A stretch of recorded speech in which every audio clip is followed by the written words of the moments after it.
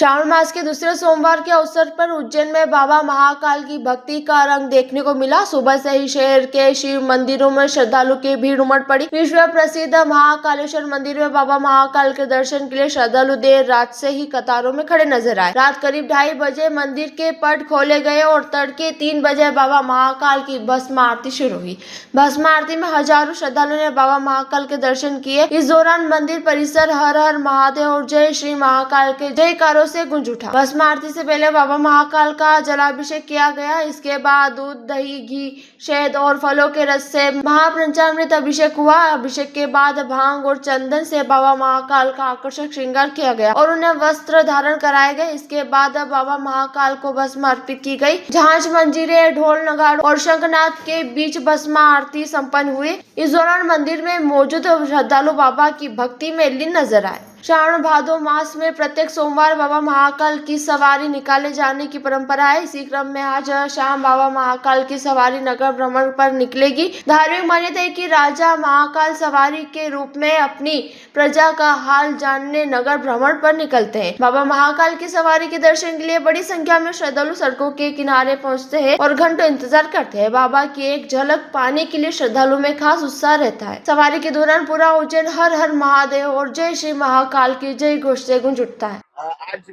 सावन का दूसरा सोमवार है, आपने दर्शन करे हैं, कहाँ से हैं आप, किस तरह का महीना रहता है और क्या क्या? जय श्री महाकाल। मैं उज्जैन से ही हूँ। मैं संगीता परमार उज्जैन से हूँ और आज सावन का दूसरा सोमवार है और यहाँ मतलब सब भक्त बाहर से इतने आ रहे हैं, लेकिन जो दिल्ली वाले हैं वो रोज हजारों लोग हैं जो रोज आते हैं महाकाल में और सब अच्छे से दर्शन करते हैं। और यहाँ की व्यवस्था वो बहुत ही अच्छी है। मतलब हम लोग जो सोच रहे थे सावन में इतने हम परेशान होंगे, लेकिन हमको परेशानी कुछ नहीं हो रही है। अच्छे से दर्शन हो रहे हैं और जो बाहर से भी भक्त आ रहे हैं उनके भी दर्शन बहुत अच्छे हो रहे हैं। तो मैं बाबा से यही प्रार्थना करती हूँ कि जो भी भक्त आए उनकी सब मनोकामना पूरी हो, हमारी भी सब मनोकामना पूरी हो। भस्म आरती का तो कोई सीन नहीं है, क्योंकि भस्म आरती के लिए एक 2 महीने पहले से बुकिंग हो रही है। तो जैसा आप सोचो कि हम कल भस्म आरती करें तो वो नहीं हो सकती, क्योंकि बहुत ज्यादा भीड़ हो रही है और पब्लिक को जो बाहर के हैं उनको भस्म आरती करे तो वो ज्यादा अच्छा है। उज्जैन के लोग ना करे तो अच्छा है। मैं संगीता परमार। जय महाकाल। आज सावन सोमवार का द्वितीय सोमवार है और आज प्रदोष सोम है। सोम प्रदोष है। आज का दिन इसीलिए भी पावन है। बाबा की 2:30 बजे पाठ खोले गए, भस्म आरती की गई भगवान की और प्रातः काल में 2:30 बजे पट खोलने के बाद पंचामृत अभिषेक किया गया। ड्राई फ्रूट्स और भांग से बाबा को सजाया गया, भगवान को भोग लगाया गया।